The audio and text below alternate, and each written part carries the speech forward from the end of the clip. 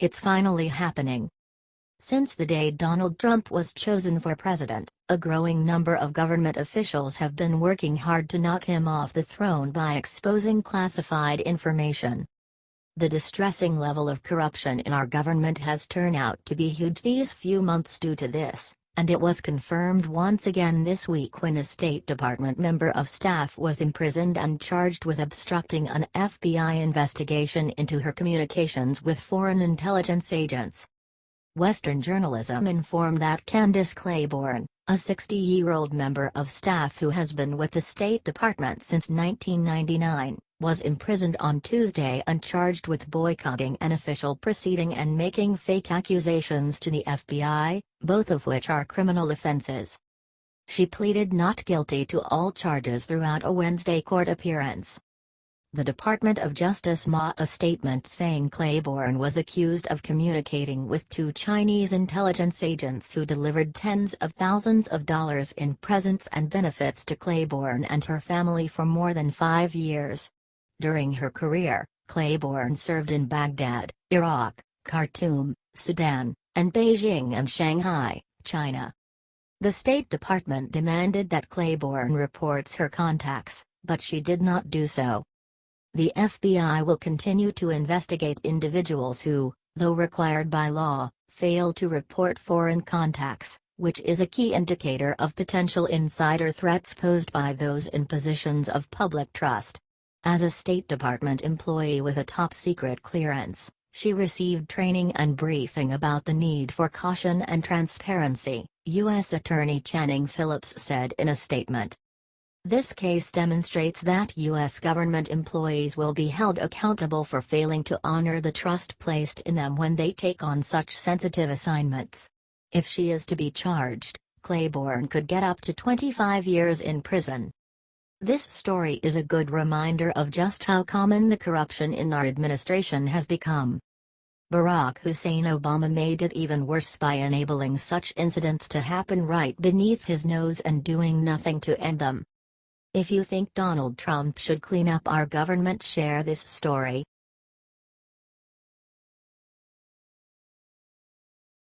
Amazing.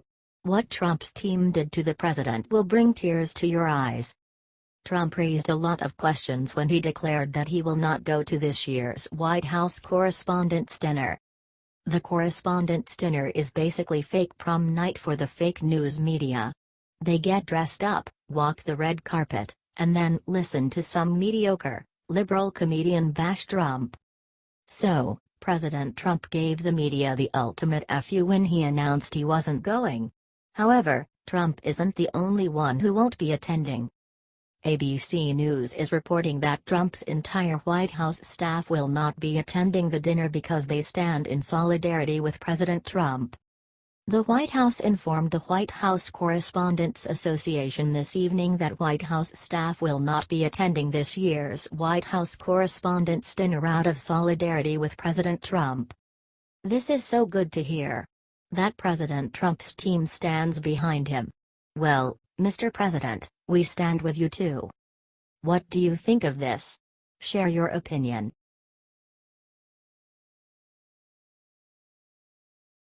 Just in first full Supreme Court ruling in over a year has Obama furious. The full panel of 9 Supreme Court justices met Monday to decide the fate of a case with very close ties to Barack Obama and the Democrats. The Supreme Court ruled 5-4, with Justice Gorsuch casting the tiebreaker, reports Trendify. They decided that the only part of the Islam history taught to our children in public schools will be the one of radical Islam and what they can do to help stop it. Judge Gorsuch, in his first opinion for the High Court, wrote, "The government certainly has no business being involved in religion, but this isn't a government issue or a religious issue. This is about the judicial branch interpreting the laws as they apply to the teaching of religion. We should be teaching any religions in this country besides standard Judeo-Christianity, as our founders wanted, and we certainly shouldn't be filling the children with lies about Islam being a religion of peace when they see the carnage on the news almost every day." He added, It is our duty as Americans first and judges second to safeguard the way our children are indoctrinated. The Obama administration, after winning this case on appeal in the 17th District Court, has remained with no power or any influence and friends in the judiciary. With this ruling ends the teaching of Islam in public schools, which is a major hit to Obama's beloved Muslims. This is in addition to the ruling from just a week or so ago that forbids the teaching of Islamic tenets or Sharia as a part of world history as well. This is major win for our country and Christianity. Thank God for our president and his new appointee. Now we can get back to respecting our true values and the normal, everyday worshipping of the only real God.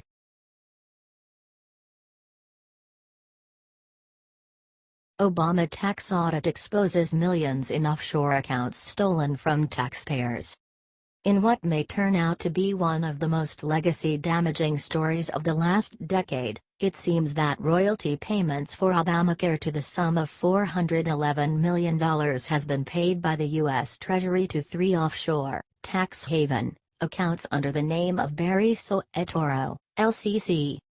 The payments were made under the Obamacare bill from 2010, to cover the expenses and royalties associated with naming the bill.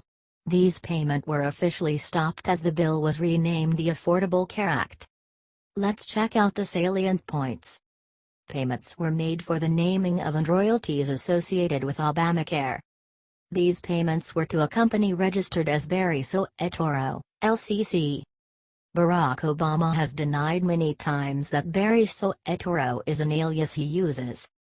Someone behind the naming of Obamacare is clearly called Barry Soetoro. The payments were made into 3 accounts spread across the Cayman Islands, Ireland, and Caledonia. The payments came from the U.S. Treasury. So who is this Barry Soetoro? It is clearly someone of influence. They did after all name the Obamacare bill, and they haven't paid taxes on the money in the U.S. That's almost $170 million in unpaid taxes. We need answers to this. Source: FFS.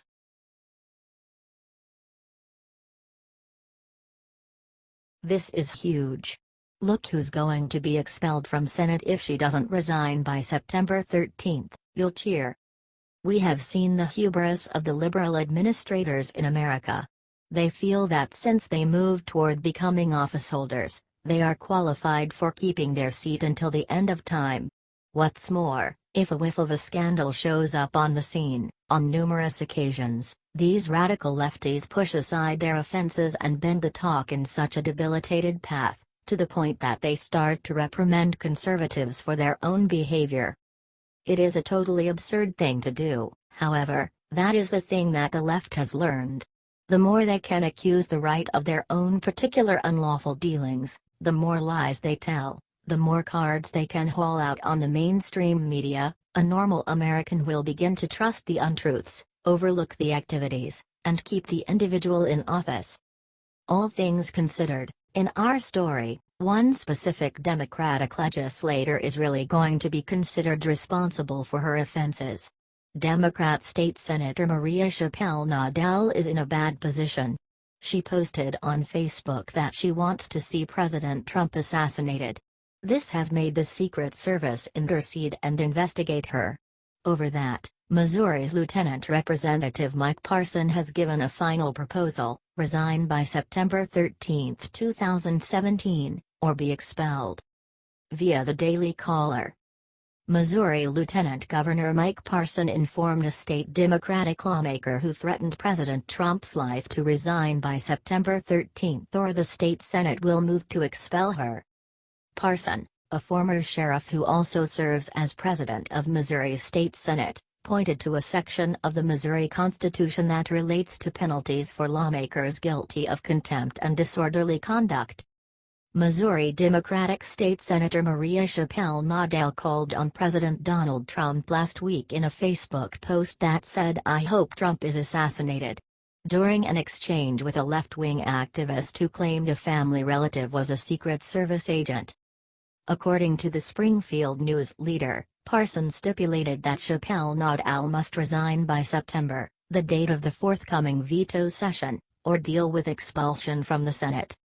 Keep in mind how we discussed the left dumping the fault of their activities on the privilege. A valid example. Normally, the left pulls this boo. She requires Trump's death. At that point she's considered responsible for her words, so then she pulls the race card and reprimands Trump for her activities. Unfathomable. The liberals have gone too far. What's more, it's reviving to see Missouri's lieutenant representative taking a solid remain against the despise and absence of regard that this Democratic congressperson has for President Trump. In the event that she was shrewd, she would resign and get it over with. Be that as it may, knowing her, this will give her one more month of making victimhood talk and playing the saint when she is completely ousted. We can dare to dream that Missouri constituents can see through her trash and vote an alternate congressperson in that will really think about them rather than their very own plan. What do you think about this? Do not hesitate and write your thoughts in the comment section below. Thank you for reading. HT The Daily Caller.